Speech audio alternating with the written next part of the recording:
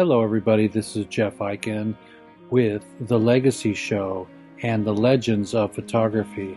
We are doing an improv trip to New Orleans, and we're visiting gallery owners, and we're here today with Joshua Pailet, the owner of the A Gallery, a very prominent gallery that shows mostly black and whites and colors of the classic photographers and contemporaries. We're so pleased to be here. We're so pleased to meet Josh and to begin our project, The Legends of Photography, for our new reel for proposals to Hulu, Netflix, and other incredible social media and Hollywood outlets for our series, The Legends of Photography.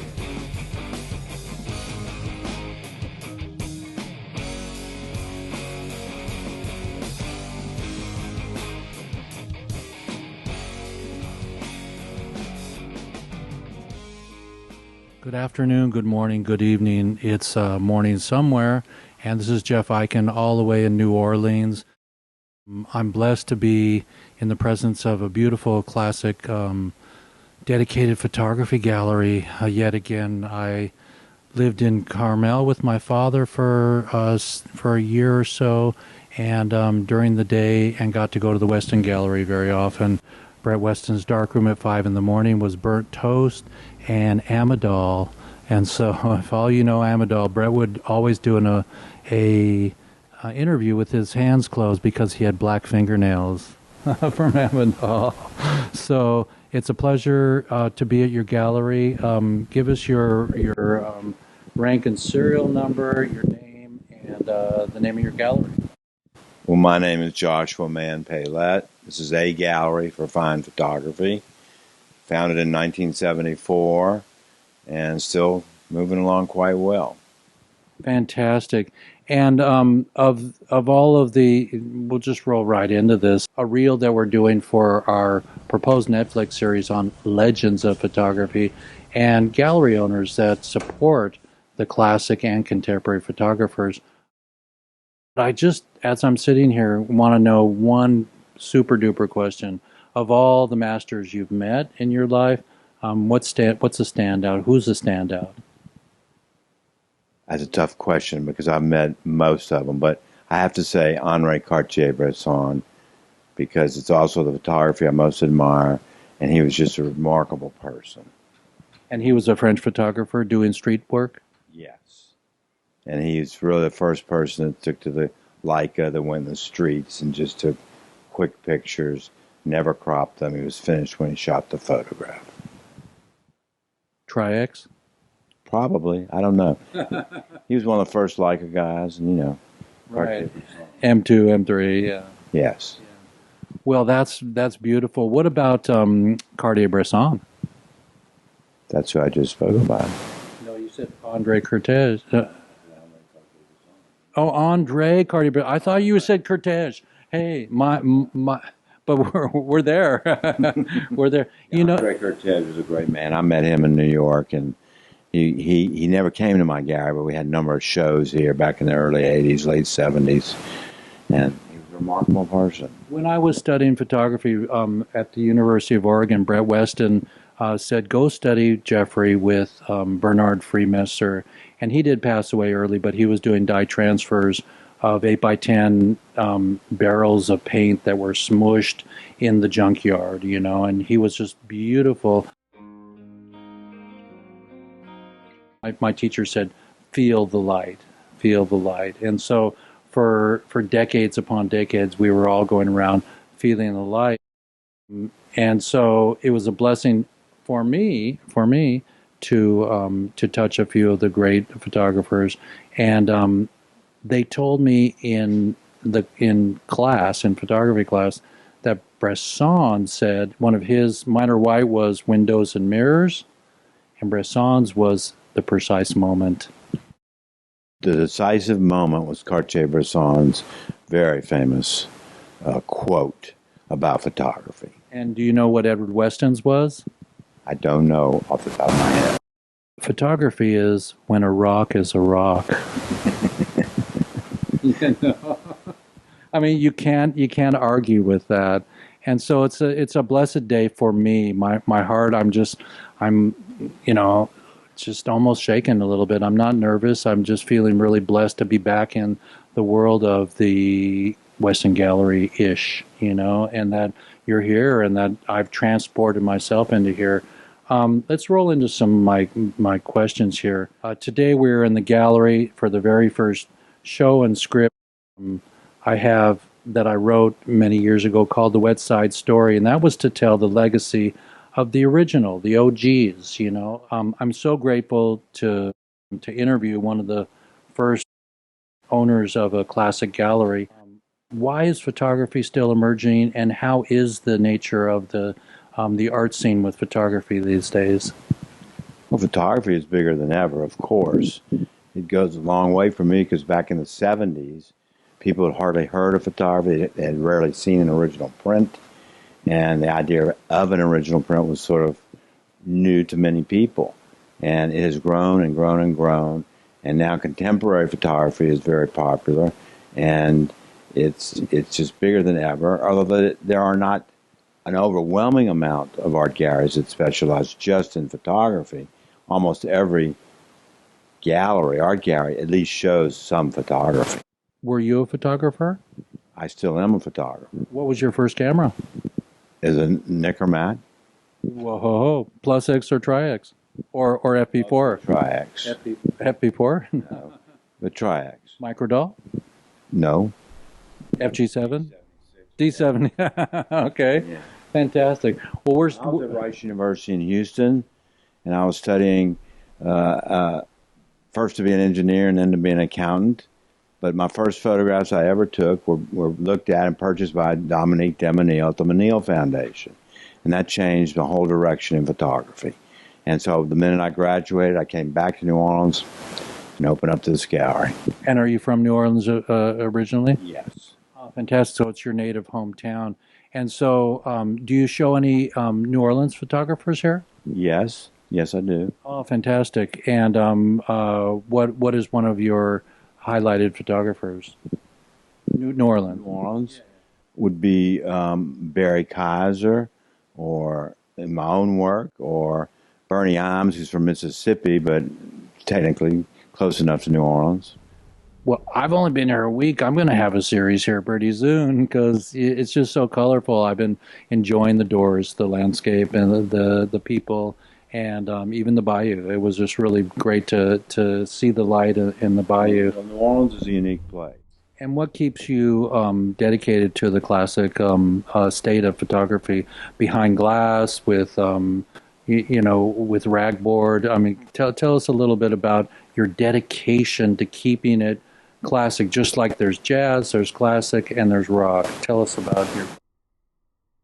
Well, I love photography being respected for what it is.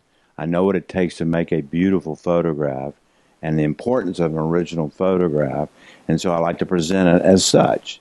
And so it deserves to be framed, it deserves to be lit properly, and hung beautifully in a gallery situation. That's fantastic. And what makes your gallery a standout? I think from the variety, from one of the first photographs ever made by William Henry Fox Talbot. Wait, you have that photo? Yes. Okay, I'm going to see that before I go. You better believe it. You should. Yeah. And all the way up through the 19th century and in the 20th century, Alfred Stieglitz, Edward Steichen, Julia Margaret Cameron, and then Man Ray, and Andre Cortez, and Cartier-Bresson, and rolling on through Ansel Adams and Minor White. I've had them in my gallery at one time or another, and I've managed to keep a great selection here. There's two stories of photographs to see at any given moment. Plus, you can talk to us, and we'll open up any of our drawers and show you more great original photographs. But it's the idea of seeing an original that's so important to us and to anyone who comes here, because an original is so much more important than what the modern society has become used to, which is digital, on a little phone, and hardly ever printing. So, why black and white? Well, black and white was the traditional form of great photography because color was so difficult in the 1920s, 30s, 40s, 50s, 60s to produce. And it really wasn't until the 1990s when you know, pigment transfer photographs came into being that photographs would be permanent enough in color. You mean 100-year inks? Yes. It was a big breakthrough for color photography. Was that like Talbert when I was studying photography with Bernie Freemesser at the University of Oregon in 1976, everybody, we were taught that in Brazil also there was a gentleman that invented photography. So like the 100th monkey, they were born at the same time. So Canon and and Epson maybe evolved similarly because the chemistry was at that time, it was ready to go. Now, there were color photographers like Elliott Porter way back in the 1950s, but they printed on a type of paper that would last if you didn't put it out in the light too much. You mean the dye transfer? Yes. I do mean dye transfer, which was a very difficult process and very beautiful. And if you've ever seen a dye transfer, you'll be amazed at looking at it. To register it and to pull it. And you had one layer at a time that you put on. You had to register and make it. Was it RGB or CMYK? We don't. You know, the technicalities of photography, although I know it, it's of less interest to me because what matters to me is how that final photograph looks on the wall and glows. And so whether it was RMG or TV, I never really recorded that in my head as a memory because what mattered, again, I'm not repeating myself, is that finished photograph because its beauty on the wall, lit properly, is what mattered. And it's really what matters to any of these photographers. They go through lots of work making an original print, but it's a final print they put their signature on that goes on the wall that matters the most. So, in other words, a Quaker Oats can with a brass hole as a lens, pinhole. It's about content and the light. It is about what you're shooting, what's in that photograph, and the quality of light. Right, because there are some beauties in pinhole world. Absolutely. There absolutely was. So tell us a little bit about what's exciting you visually, personally, right now. Seeing as I was told back in the 70s, everything's been done, and then Bernie, my teacher, said, "Until you do it yourself."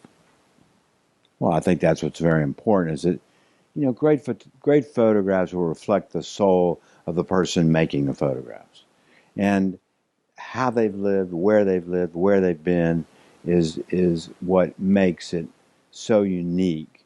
And it's got to stand out. Photography, everybody shoots a camera nowadays. Everybody's got it on their digital phone. So you can shoot a photograph, that's no big deal. But to make it unique, follow through, and decide on how you're going to print it, those are the qualities that I most admire.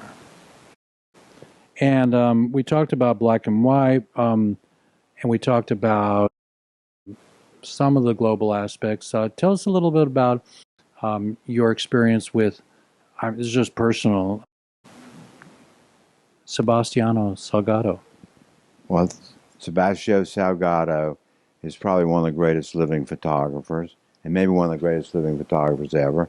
You can see a number of his works on my walls, and he is from Brazil. He works out of Paris, and I find all of his work amazing. And he'll spend 8-10 years on a subject before he publishes it to be seen. And he goes from, work in Africa, India, Asia, Europe, until even in America. And he evolved from sort of hardcore impoverished people. And my favorite series is called Genesis, which is about the planet Earth. And it's really more landscape. It does have people in it, but occasionally. And I love what he does. He just not only makes a beautiful photograph, but his commitment to making the photograph is remarkable. When you look at his photographs, you have to keep in mind that he becomes invisible in actually taking the photograph so that he's not inflicting himself on any of the images. And I find that really, really a tremendous asset in taking photographs. Yeah, one of my favorite photographers currently is Sebastiano. I saw Salt of the Earth. Salt of the Earth is well recommended to everyone. It's a documentary. It's about an hour and a half long. It's well worth seeing if you want to hear someone not only speak about photography but about life. And it was true that not only as a got a dedicated and a prolific photographer going to Iraq to photograph the oil slicks and the gold mines or diamond mines, all those things are being exposed through photography, which we need to expose the world through reportage photography. Like Eugene Smith in that movie, that his wife and he planted his father's plantation that was deforested, and all the trees died, and they replanted it, and it's 20 years later, there's monkeys in the trees. This is absolutely true. He took his father's um, home and land, which is many acres, which was for cattle. It had been, prior to that, it had been in rainforest. And he took the cattle off and replanted it and reworked it. And 10 years later, it was a rainforest again. Then he donated it to the country to make it a national park, what we would call a national park. And what's the anecdote for that? What's the medicine in that to the world? What would you say? Do your photography and a little bit more? Well, I think the beauty of this is to give it back. You can take from the world every day in anything you do, but to give back and leave something for the long term is what I most admire about Sebastião Salgado. Well, everybody, this is Jeff Eichen. I'm going to reset the series here. It's the Legacy series, The Legends of Photography. We're talking about Sebastiano Salgado today, and we're with. Joshua Mann Pailet. And so Joshua here is kind enough to let us sit down with him, talk about my buddy that my dad lived down the street from. I have a European portfolio of my own that Brett Weston gave me. Tell us about Brett Weston. Brett Weston was a great person. He was one of my first shows back in 1977, I think. And he very willingly loaned me photographs, and we did a beautiful show of his work, and he was very meticulous. And Brett was one of a kind. With his little sunglasses and his black fingernails. And well, Brett, when I was there, he moved into a new house down the street from my father in Monterey, Carmel, California, and he had a swimming pool with a room and a window, and he was photographing nudes with the light coming from the morning sun in there. And they were beautiful. They were very unique, and he had a way of seeing that was just so special. And of course, he had to overcome the shadow of his father, who was Edward Weston. Well, hear me out for a second. Let's roll the dice here. I was thinking about my own father. I was thinking about sons of fathers, women of mothers, whatever. But as artists, I thought one day I woke up. And I'll tell you the story of me thinking this. Coming, my aha was that where Edward evolved to with his beautiful peppers, his beautiful nudes on the sand dunes, and all that stuff, I thought that how about every son or daughter that takes on their parents' work get to start at a certain plateau where their parents evolved to, and they carry it further. I think that's a good description of Brett Weston because he definitely had a plateau to stand on, but he took it a whole new direction and made it his own work.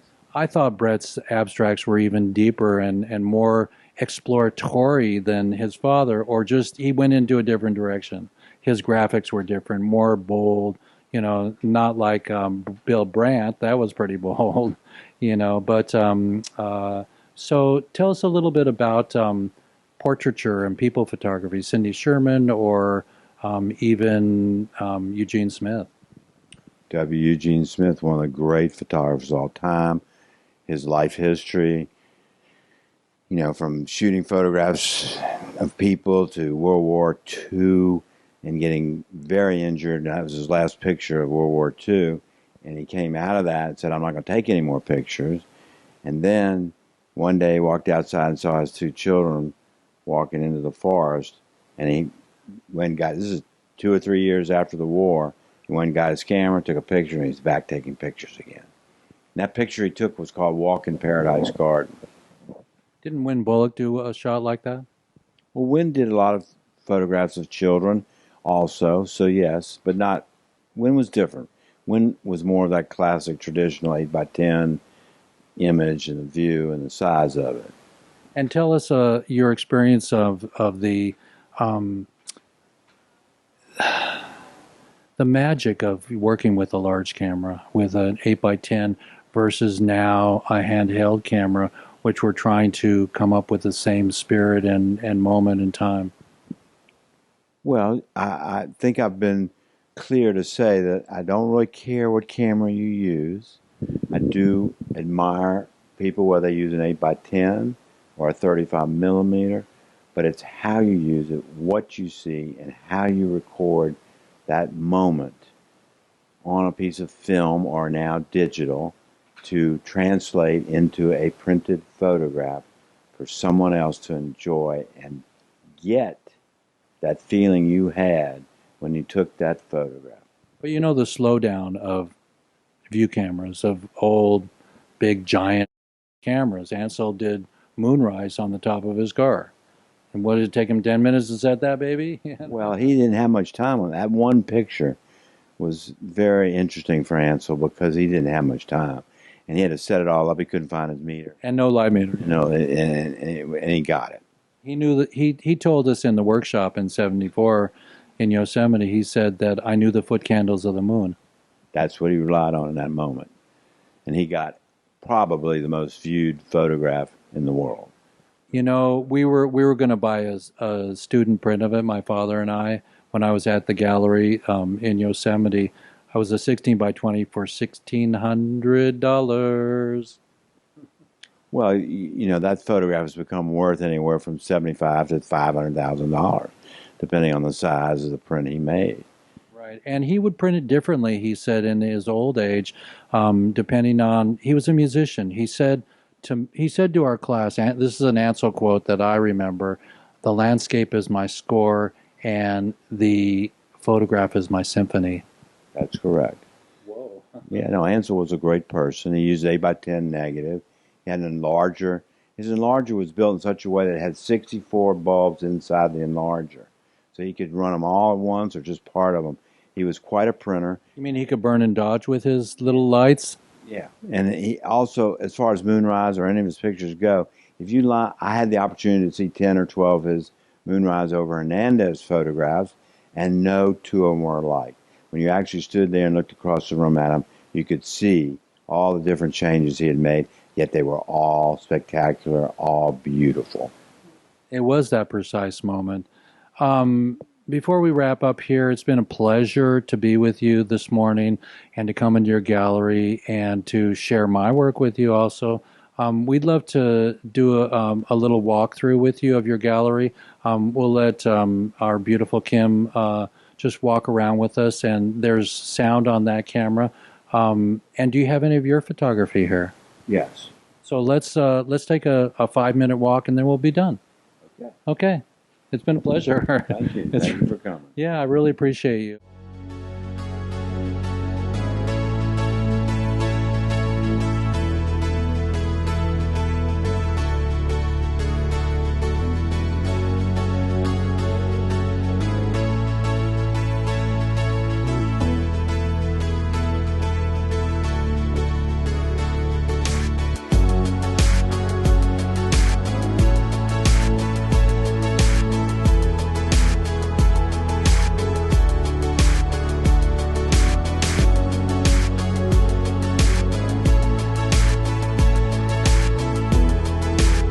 To raise enough money for him to come. Do you know what format he uses? I think he's Canon. I don't know what cameras because I don't really care. But he's a small. He uses a 35 millimeter, the equivalent to a 35 millimeter that I'm used to. He pulls it off, right? Yeah. This is the cover of his book called Genesis. This is in Alaska, and it's a remarkable photograph to me. It's very rich in tone and color, and the light is just memorable. If I was standing there and saw this, I would just be speechless. Yeah. So for him to share it with me, it makes my day. And it's the cover of his book. What are the series and great photographers like this? How many are in the original series? Number of prints or the whole series? Number of prints, yes. Of the single It's a print. fair question. Yeah. So, Sebastian Salgado was one of the last of the old school that didn't number his photographs. They're not numbered on there, one of whatever. Mm-hmm. So there are probably about 250 of these originals in existence. Mm-hmm. And whereas nowadays, younger photographers are putting their additions on the photograph. One of 50, one of 30, two, Right, whatever. yeah. He uses the price structure. He'll raise the price on anything that starts to sell too much. So all his photographs have a range of prices. So he doesn't limit to 100 prints and boom, you can't buy one. No. Right. No. That's fantastic. Yeah, it is That's actually really in a great. way. Well, guess what? Yeah. Guess what? When you get him here, I want to come down that weekend. You better Yeah, show we're going to up. stay buddies. You better show up. We're going to stay buddies. This is another great picture. Isn't that incredible? This is a remarkable shot he did. And you have to remember where he's in a boat. He's cruising around and he's taking this picture with a remarkable light. And That's very Disney. This looks like a Superman home, but it's not. It's all natural. It is the Fortress of Ice or whatever. Isn't it? Yeah. Oh my God. Is this a plane? An airplane? I don't think so. No. It looks like a water plane. But if you know icebergs constantly flip over. They melt down and flip over. Completely flip over. Wow. So if you were following the whole life of this thing, it would go through a series of flipping over. So, yeah. And that room up there I just love. But the quality of light. Yeah. No two prints are exactly alike. If you could, I have a smaller print of this somewhere in this gallery that you could see that it's just different. This picture I love. He did this in what I call Bombay, but it's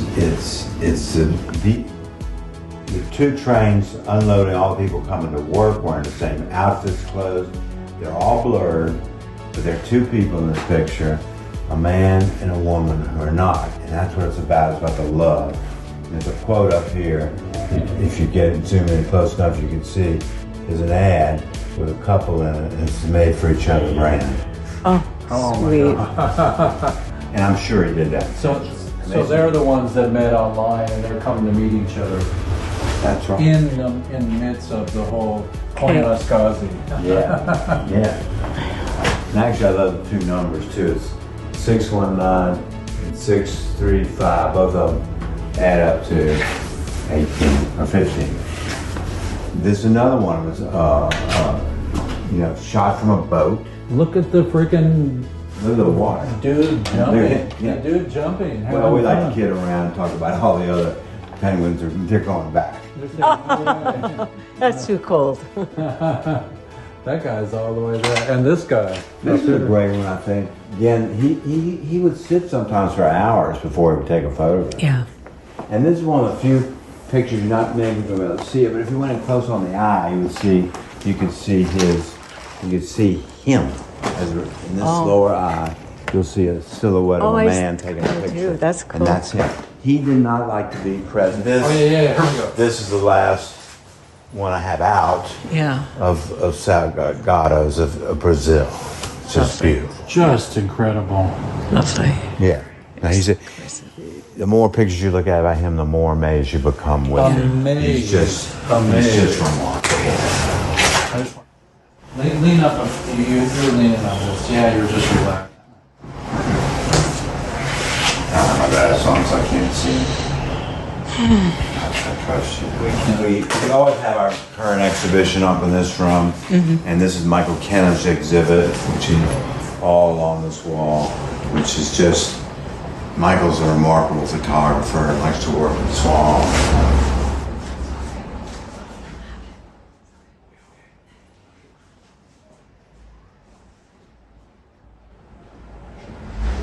Michael's worked at night, he works long exposures. How old is Michael now? 70. 70? That's good. Yeah. And this show is a lot about trees.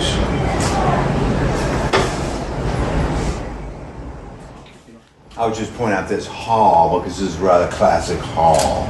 This is Cusco Children by Irving and Walk in Paradise Garden by W. Eugene Smith. That's one of the largest prints he ever did of that photograph of those two children. Sweet. And the bottom photograph by Penn, he printed it on platinum and palladium. Is that palladium? It's a mix of platinum and palladium. Huge. Huge. Huge. And amazing. he only made 42 prints of that. And if you saw all 42 lined up, you wouldn't believe the range of the brightness, darkness, everything. And where does the That's majority... probably one of my favorite pictures of all time. Yeah. Hang on, hold your hand up there. There you go. Got it. But you could also see in this hallway all these other legends from Arvis, great Arvis, an early Civil War picture, the great Arthur Rothstein, Arvis, Doris Ullman, Who I Love, Margaret Burke White, taken in Russia. Oh, fantastic. You know what I can help? George Hornigan Horna of Josephine Baker. Wow. And then as you go up the hall, as you go up there. Oh, wow. Go along, Yeah. This is Sonic. This is John Sodek. I'm good, right? Yeah, you're good. He hand painted these photographs. Oh, my goodness. Yeah. This is a black and white photograph that he hand painted. And Wow. many of his photographs were hand painted. And as you work your way up, this is Whoops. Robert Mapplethorpe of Wow. this is a Mapplethorpe photograph of Isabella Rossellini. Oh, Isabella Rossellini. Yeah, and it's one of my favorite pictures of his. It's beautiful. And then as you work your way up on the left wall, you'll find all Helmut Newton photographs. We'll go take a walk when we release you. Let's see your photography. Briefly, in this term, I'll point out the two original Cartier-Bresson. Wow, Cartier-Bresson. Up here you have the Edward S. Curtis from North American Indians. Those are printed on glass, backed in gold. Those are his original frames. Those are really, And those are magnificent. yeah. And this is an Ancelina that you probably won't ever see because he only made 6 of them, this size. Is that 20 by 24? Oh, it's bigger than 20 by 24. Wow. And 2 of the 6 went down in fire. Oh, The owner's houses burned down. So we're lucky to have it. We love it. And it's beautiful.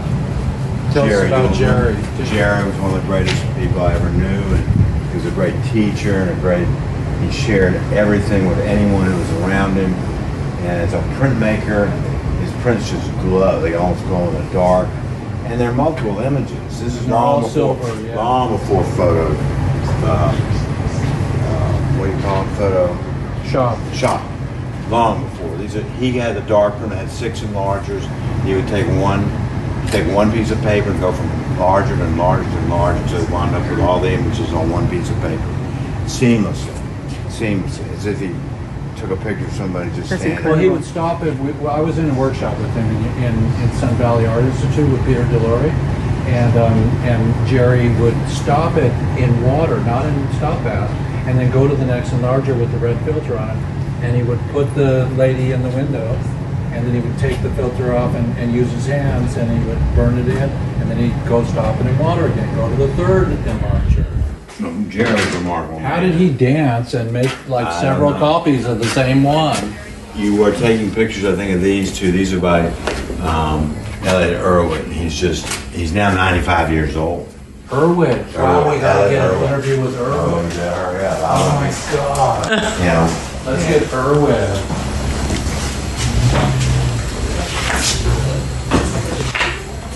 Clarence John Lawton, one of the great photographers here in New Orleans.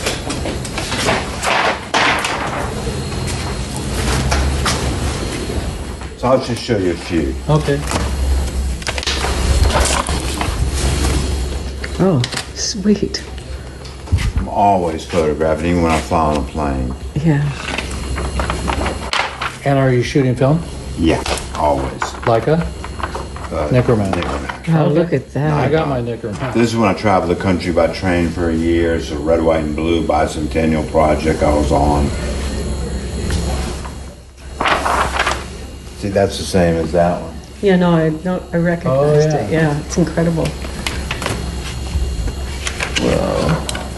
This is right here in New Orleans. Yeah.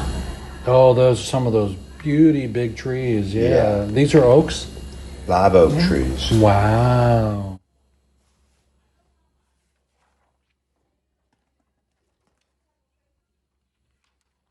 More. Oh, great. That's beautiful. That's an amazing moment. Yeah. To witness. I mean, And beautiful. record. And boom, it's gone like that. Are you still in the darkroom? No, I have an assistant now. The last 10 years is Doing your printing? doing my. And these are silver? These are all silver gelatin. Wow. Another great photograph from the 70s. Oh, look at that. Is that his buddy? Spiritually, but he's dead. Right, but I'm just saying. Yeah. What? Yeah. Yeah, I heard this very strange noise from my dog. I turned around and saw this scene. Oh, my word. I'm so sorry. It was a sad moment, but it Yeah. was an amazing photographic. Wow. Split in half, the Yeah. noose, and it got my shadow even in there. Great trilogy. Wow. This is a cover of one of my books. Can you hold that photograph up for me? Yeah, let's look back at me. Look back at me. There you go. Oh, look at that. Hang on. This is how I sign my photographs. Got it. That's right. It takes a lot of time, but it's well worth it to me. Yeah. And to the person who owns Yeah, it. to Yeah. have something. It means so much. Yeah. Most do. This is from Hurricane Katrina. It's here in New Orleans, 2005. Trash your city, trash yourself. New Orleans, imagine it clean. Wow. This is from a great Mardi Gras fund. This is the Preservation Hall jet. NICOR class. Should we go to Preservation Hall? No, Yeah, there's I would go. amazing things in Yeah, I there would. for sure. I don't care if it seems Thursday or not. It's still what it is. I do not change it. It's from when I was on the Freedom Train traveling the United States. It's in Tulsa. We were Really? down the tracks at 45, 50 miles an hour when I saw this. People would wait for hours to see us go by. Yeah. Check it out. Wow. Is that in the window? That's this man. That's his reflection. Oh, in the right. window. Oh, my word. So it's only one man, one person. Yeah. That's, Look, he's even got his scepter. Yeah. That's a remarkable moment. Yeah. And again, I love taking pictures from the air, so it's just outside of New Orleans. look at Who was that. the guy? Look at the water. We're almost totally warm. People don't realize that. Yeah. Yeah. You are. New Orleans is like right over And so much of it is underground as well. It's just incredible. here. We're 3 feet above sea level right here, so we're high. Yeah. Very high. That's Most of the seasons. I spent years photographing rock and roll concerts. Is that spotlights? This is Spotlights, Wow. 1977. It's Led Zeppelin. This is Jimmy Page. Oh, nice. This is the first night the Superdome was open. Oh, my God. This is Paul McCartney. Oh, that's incredible.